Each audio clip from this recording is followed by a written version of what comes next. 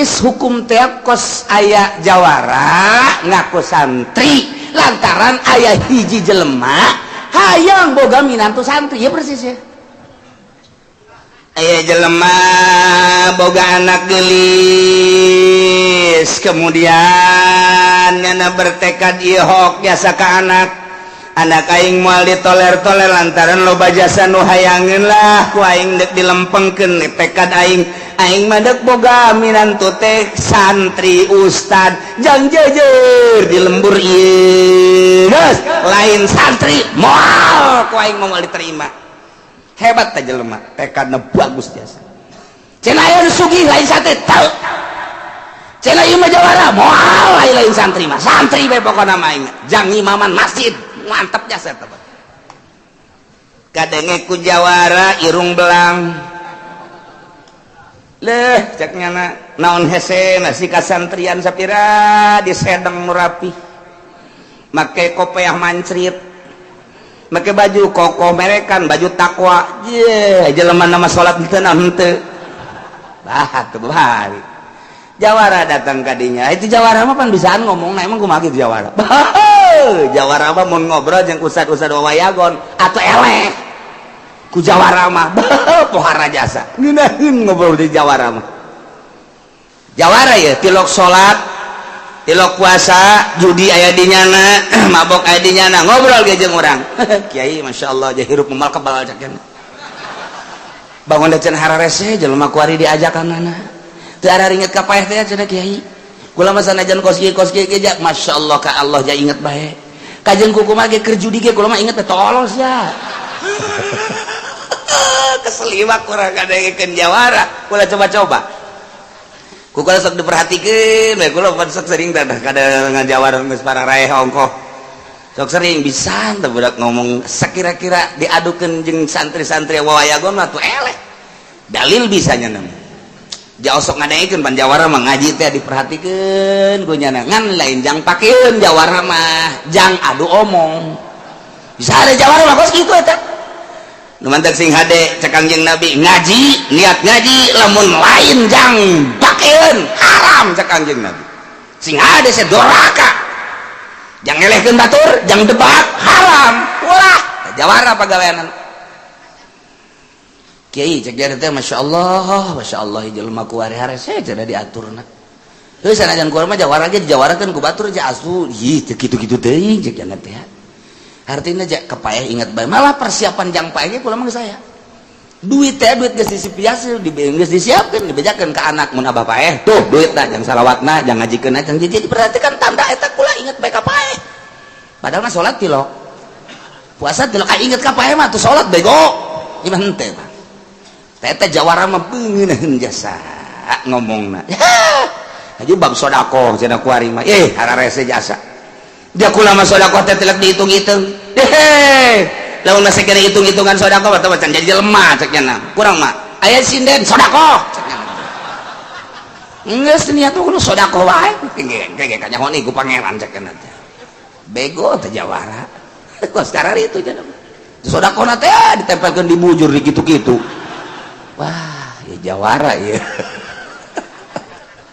ngantung-tungna kieu jawara mah ji geus kebeli kula ngobrol balik lagi cenah tapi teh eta motor bensinan eta tadi ngobrol duit geus ditundun jang paeh atuh eta bae pake henteu bensin mah menta eta jawara blon eta jawara teu urang ge keselimak atuh ku ngeunaheun-ngeunaheun mere baru duit teh kieu cenah eta pul teu yeuh hayang pul sagala jawara eta is beres deh gitu ieu jang bensin jang rokok encan derek kiai atuh emang adat jawara mah gitu di mana ge atuh cenah ngompas-ngompas mah teu ka kiai teu ka santri jawara ujung-ujungna kos gitu aduh masyaallah jawara datang waalaikumsalam cek nemboga anak teh ieu di mana abdi batu ai daerah ditu geus parauh kabeh tan sok ceramah teh saha eta sok ceramah teh caha nya nanyakeun nya kitu nyahoun berarti kan Ayo naon ieu henteu kalau mah silaturahmi bae manjangkeun umur cek kana teh. Ai silaturahmi mah pan urang ngareunah segala rupa ge. Beres obrol. Emang sok ngobrol sok ngarokok naon gitu Bapak? Ya Bapak mah sok ngarokok ieu be jinggo. Oh, mana ya budak oh? Budak. Kita meuli jinggo. 5 pak meuli. Jawara mah kos kitu, Pak. Tiga jak nu boga anak boh poharamat ieu. Ceng, pan ieu poharamat. Lah, sapira rokok, kopi sok naon kopi. Kali 5 kilo meuli. Jawara ngaranna teh bos. Rokok, kopi, gula, sok sakumanuk ka warung bae. Beres, aku mau kebal cenah ieu mah ke paling seminggu ka dieu deui. Beres, geus bener seminggu ka dieu deui. Meuli deui nya. Tambahan ku jeruk segala. Jawara da kos kitu. Aya boga kahayang nya mah kos kitu. Padahal mah meunang ngajual kongkorong nu di imah. Jawara mah telok mulus nya. Bener di dieu teu bener di ditu. Jawara ngaran. Atuh bener di ditu jeung bener di dieu mah lain jawara. Di dieu seserian nu itu ceurik atuh gitu jawara mah. Beres ceng ambo si itu ku bagur-bagur teh geus boga pamajikan mah tuh ayam baengan lah atuh kira-kira ayam mah di dieu masalah di lain gitu anu di ditu ka kumaha tuh gampang ya tuh teh mah bab tolak ieu waduh ngeunaheun jasa amis kadengena apa kira-kira bapak ngizinan mah lain sih pesantren pengalaman mas santren di mana ulah kudu ditanyakeun pas ngomong santren mah lantaran atuh eta nu ceramah bae ge tunusuk di ditu teh saha eta Kipu Doli kan. Halo kabeng neng mau cai ka neng cai neng osok ngopi kan teu kumaha diberena bae kula mah tuh ya kopi mawa susu mah kamari teh neng kopi susuan neng oh disuguhan iya saya iya anak bapak iya suka teh teboga anak bapak ayah buku maksudnya gimana kopi jika dinya atuh karena lagi jawara papayahan teh bisaan gitu masya Allah aduh siap jawara sekali 2 kali 3 kali kabeng bah ditanya ku bapak neng itu ketamu teh eta daek neng kawin bah tuh kuah abah bae lain daek itu mah tuh masalah lain jaku bageurna kan memang ge cak indungna geus lah ulah saya urang nangan ulah saya tah bae geus atuh ditanya dah geus puguh tukang kopro aduh gah geus geunaheun jasa pan ada boga aduh masya Allah boga minantu santri bunga nyada datang ke kamar mah buku make sampingnya jingjet bae teh dek lempeng teh kabelah dieuna menang 3 poe bapakna teh keur mujudna sonok jasa kaminantu mawa lauk aduh nya gede nya bagus totongkol pohara jasa minantu ka dieu aya naon Pak ieu minantu ieu tah lauk totongkol mun hirup keneh ieu tah hirup keneh ieu tah ieu kumaha hukumna oke di deuleuh heula di kitabna Pak ulah sok sambarangan Pak hebat jasa tah tah ya Pak tah di deuleukeun ku tuh patunya amal lauk kekerepekan keneh pahalalun liminantuin wa haramun limitahawin anapun anu lauk kekerepekan keneh halal jang minantu haram jang mitoha beres tutup deh sama kitab atuh bapak dage goreng-goreng jang minantu kabeh kena utahnya nah ulah aya nu gadar urang kabeh haram teh aduh masya Allah menang saminggunya nama deui laukna rada bentek geus kebal meureun geus 3 poe disebut lauk burung bawa deui coba pinantu ieu ya hukumna kumaha ieu manana da kaambeu punya deuleuy bae bah dina kitabna bah ulah sok sambarangan bah wa ammal lauk buruk haramun liminantuin wa halalun limitahawin Anapun lauk buruk haram jang minantu, halal jang mitoa. Wallahu a'lam bissawab. Ya jasa minantu. Cek gitu ala heran dia hukum asal lu ngeunah jang minantu. Asal lu teu ngeunah jang mitoa, unggal-unggal hukum karitu bae. Iya sih bener tante aing boga minantu. Tah ieu percis ya kos kupar Mekah. Lamun anakan ulah dikasasahakeun jang pengurus, sedangkan pengurus apa nyana. Lamun memang ieu ngajuruna paeh, ieu mah jang bikam ieu teu naon. Pan duaon eta kos kitu. Bahkan jang masyarakat ge masalah ai mun memang nyana ngalahirkeun ngajuruna ieu adalah paeh, oh masalah. Jang bikang oh masalah. Jang lalaki oh masalah, jang masyarakat ge nu paeh mah bagikeun oh masalah. Ngan mun hirup ieu mah teu meunang diganggu-ganggu, lizukurina jang lalaki pengurus doang. Panda teh masyarakat kieu amat ti hukum. Heran aing mah hukum. Ieu mah ti Allah cak mah. Kos kieu ti Allah. Mantak eta disenderkeun ka Allah. Waduh, saya jazihim wasfahum innahu hakimun alim. Awas eta keur carita ancaman jang kupar Mekah. Naon bedana ancaman jang urang Indonesia nu nyieun hukum tanpa make aturan Al-Qur'anul Karim. Awas wahai para dewan, baik di daerah di pusat MPR, saya jazihim. Awas cak Gusti Allah, saya jazihim wasfahum innahu hakimun alim. Wahai para dewan, maneh bakal dibalas ku Gusti Allah kalakuan ngameunangkeun make aturan keberanian maneh tanpa make aturan Al-Qur'an. Ngan kuari diantep heula lantaran innahu hakimun sanyana Gusti Allah maha bijaksana deuleukeun tungtungna mun teu ingsak sia. Alimun mau ninggal Allah ka makhlukna nu jijieunnan hukum ieu kieu tanpa make aturan Al-Qur'anul Karim. Dira modar sia. Lain cak aing cak urang. Baca ku sia Quran. Bikeun ka dewan deuleu ku sia teh deuleu. Ye, hese teuing sih. Baka waraha amat sih sia. Iya itu aing nyaritakeun ge Quran. Lain jang urang jang DPR di dia kan loba ya DPR nu ngaji. DPR mana sih nih? Sok aya sasalaman DPR Quran aing sia mah teu nyaho. DPR Golkar aya sok sasalaman, DPR PDI aya, DPR P3 aya. Emang aya kieu? Sia teu nyaho. Di pusat ge aya ieu nu ngaji ka dieu. Nah, degekeun ku sia. Dah. Nanti mah saya enggak mau ngaji. Siapa suruh ngaji ke sini? Aing mah bubar kabehan ngaji jeung anak bae babari jeung anak degekeun ku sia degek. Anak degekeun pamajikan, make bedak sia ngaji jeung aing. Ieu ngaji atuh. Lalagaan bae Kiai Golkar mangajina. Mentak teu menyentuh-nyentuh. Tah, dengekeun ku ceuli sia dewan.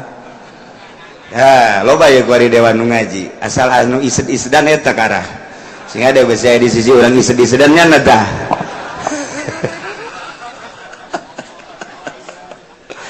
Iya ancaman Allah, saya jasihim wasfahum innahu hakimun alim. Ya Allah, setelah rancangan undang-undang tersebut dipaksakan ku kupar-kupar Mekah, kemudian dilaksanakan ku para penggawa pembesar-pembesar kupar Mekah, masyarakat mah atuh teu berdaya dirauk hasilna baik ti tatanen, tatanduran, pepelakan atau tina ingon-ingon dibawa jang kepentingan maranehanana dengan bahasa ieu teh aturan Allah hadza lillah wa hadza lisyurakaina. Dengan basar ieu teh cek manehanana bahasana meunang ti Gusti Allah iftiraan teh jieun-jieunan. Ieu teh jang pengurus-pengurus lalaki ieu mah teu meunang jang masyarakat jeung awewe mah. Tapi lamun paeh kakarak meunang kaum hawa ge awewe jeung masyarakat dah. Ieu aturan-aturan model kitu dilaksanakeun dipaksakeun ngeulah masyarakat nu penting seperti eta lah. ya Allah ya Rabbi. Maka Gusti Allah nurunkeun ayat ka Kangjeng Nabi qad khasiral ladzina qatalu auladahum safaham bighairi ilm wa harramu ma razaqahumullahu iftira'an 'ala Allah. Qad khasiral ladzina nyata jelas rugi ka bida-bina jelema anu ngabunuh auladahum anak-anakna dengan cara dikubur hirup-hirup. Ieu teh sapaham bighairi ilm dasarna eueuh deui lantaran bodoh ka Gusti Allah. Teu nyaho ka Gusti Allah nu sabenerna teu nyaho kana aturan-aturan hukum ti Gusti Allah sehingga nyana samena-mena sahayang nyana kumaha pikirannya na bae nu kira-kira teu ngeunah ka dirina dijieun aturan hukum nu kira-kira jang ngeunah dirina dijieun aturan hukum kumaha nyana bae teu bake aturan ti Gusti Allah Subhanahu wa ta'ala. Ya Allah ya Rabbi, anak bikang lahir ka dunia lantaran ieu teh dianggap membawa bencana, awewe teh dianggap miskinkeun bakalna, awewe teh dianggap kurang kehormatan, dibongkos kubur hirup-hirup. Bayangkeun ku otak urang hukum-hukum seperti eta teh diinstruksikan ke masyarakat ngalahirkeun bikang kubur latar belakang anu paling nyata sieun milu dahar di imah sieun merauh harta sieun besi aya awewe mah engke bakal teh urang jadi miskin serahar sieun fakir eta nu asli nama. Masya Allah karim kayak ngeunah lalaki bae padahal mah lalaki ge eueuh bikang mah deuk kumaha deuk diadukeun jeung naon eta barangna eueuh awewe deuk kumaha teh sabenerna mah. Ayo coba dek diadukeun jeung takal cau mal beres atuh jadi munafik jana. Anak awewe jahat, anak awewe menghilangkan kehormatan bodoh padahal satu sisi nya lagi butuhkeun ka awewe jadi dek dikamanakeun atuh lamun gaceng. Ayo coba ayo blon kabar Mekah teh kudu tarol-tarol teh. Numentek begitu Kangjeng Nabi diangkat jadi Rasul, kemudian Kangjeng Nabi dakwah. Aya tamu nu datang ka Kangjeng Nabi, assalamualaikum. Waalaikumsalam. Teu ngomong teu naon balik deui, abdi mah rek uih deui bae. Oh, cek Kangjeng Nabi rek uih deui, mun balik. Aya naon cek Kangjeng Nabi teh cenah mah bingungeun amat. Bilang saminggu, waalaikumsalam, calik cek Kangjeng Nabi. Kakarek gedek ditanya ku Kangjeng Nabi teh, abdi mah rek uih dewe Kangjeng asal kapanggih we. Hah?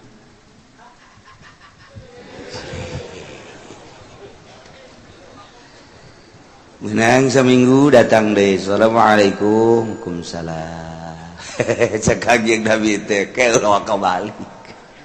Ulah kabalik. Kaula ningali anjeun lain datang ka dieu bae sapopoe ge di masjid katingali kom mahzunan. Kaula ningali anjeun teh kok bingung amat aya naon coba kemukakeun coba ka bingung sugan we engke bisa dipecahkeun coba aya naon ieu ka bingung. Hampura Gusti Rasul sok aya naon berat abdi nyaritakeunana kajeun ieu mah jauh sasaha ieu kan duaan doang coba aya naon tapi kira-kira di hampuran teh nya ih Allah mah lautan hampura tapi kira-kira moalna naon ieu mun dibajak moalna naon tapi ulah tapi bejak deui tapi moal anggeus-anggeus tapi deui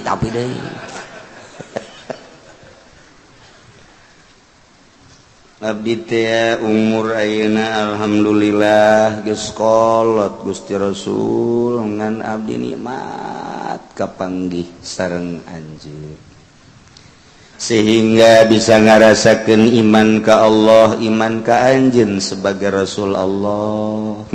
Bagus. Boa isuk boa page topan abdi mah ieu geus huis kabeh, kelek ge huisan. Lain kelek bae orang tua nu huisan. Naon emang? Dihandap ge huisan. Hayu sok ngomong huis mah huis bae ulah sok aju ambalaya ka dinya. Ku kolot-kolot dacaknya halis huis, kumis huis, kabeh huis, horeng nu ditutupan ge huisan. Ayo abdi moal teruslah dongengna. Henteu sanajan henteu ka dieu gerek dipanggil cek Gusti Rasul teh, sebab sapopoe katingali bangun pusing prihatin jeung nalangsa. Pan kaula teh Rasul Nabi nu diangkat jadi Rasul kudu ngalempeng-lempeng ngaberes-beres tugas kaula. Coba-coba aya naon kieu Gusti Rasul. Di zaman jahiliyah abdi kapungkur teh make aturan-aturan jahiliyah. Salah satu aturan jahiliyah anu kuari kula lamun ingat sedih luar biasa teh hiji. Naon? Eta mah harta dibawaan ka ditu, eta mah cenah sapi, eta mah onta, eta mah tatanen, teu jadi pikiran ayeuna. Percis mun kiwari mah company kitu. Urang anu tani nyana anu untung, urang nu dagang nyana anu untung. Company zaman Belanda. Nah, ieu mah kieu Gusti Rasul abdi hiji kainget-ingeteun bae teu bisa poho datang ka ayeuna ngan abdi mah ieu panghampurakeun ka Gusti Allah. Nya sok. Baheula teh aturanana di mana-mana. Indungna ngalahirkeun anak ka alam dunia, anak awewe mesti kena aturan buluh dengan cara teu meunang dipencet, teu meunang dipencit, teu meunang dipaehan, hirup-hirup kudu dibuntel, kudu dikubur. Didinya lantaran anak abdi katingali lain deui geulis bagus. Musyawarah jeung nu diimah urang salametkeun anak urang mah ulah dibunuh. Lantaran ieu mah kadeuleuna rada lain deui. Sifatan mata, tarang, irung, biwir kasaku sampurna. Nisbat di urang mah yu urang amankeun, hayu. Diamankanlah di leuweung gede jadilah gadis umur 17 tahun dibawalah ka imah saat eta urang Arab perebut hayang memiliki kabeh ieu hayang kalangan bangsawan hayang kalangan politikus hayang kalangan-kalangan kitu dermawan hayang masyarakat ya harayang kabeh sehingga abdi bingung deuk dari mana tidinya bakal riweuh tarima ieu kumaha nu ieu tarima ieu kumaha nu ieu bakalna ieu mah perang Gusti Rasul harita cek pikiran abdi bakal ribut ieu mah gede-gedean gara-gara anak. Nah ku ayana sakitu ku abdi dibujuk anak teh dek dibawa ka leuweung nyaba dek dibawa ka imah dulurna bebejalah ka indungna ku indungna diizinan padahal tekad abdi mah lain dek dibawa ka imah dulur dek dibunuh ku abdi akhirna nangizinan indung nambahkan dibere bekal jang selama di perjalanan jeung di ditu di imah dulurna.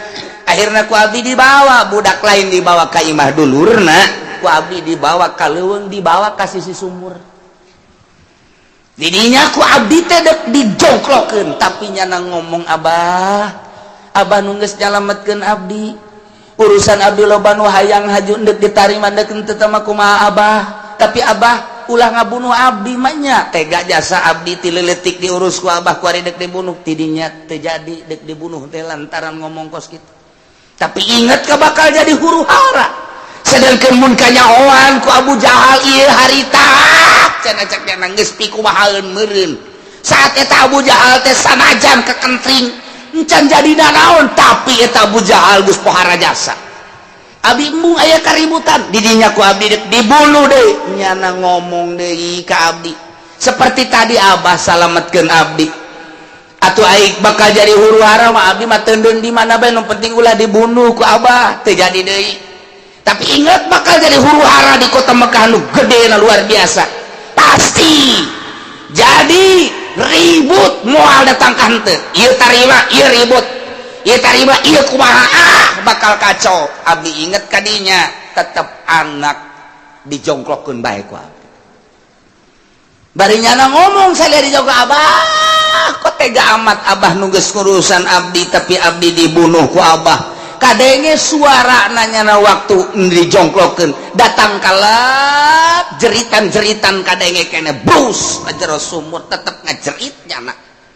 Pae kaluhur ditelepkeun deui ku abdi. Bahkan ditinggang ku abdi supaya ulah ngalelep ulah kaluhur ku batu berat. Gas, jadinya beres. Abdi balik ka imah ditanya ku pamajikan, "Ai si Neng ka mana?" Si Neng teh di imah dulurna di ditu diantep daripada di dieu heuh kajeun. Tapi lila mah tembus ka indungna bahwa budak teh dibunuh. Tidinya indungna ceurik anu luar biasa. Tapi ku abdi dinasehatan, ieulah aturan jahiliyah geus masalah. Urang bebaskeun.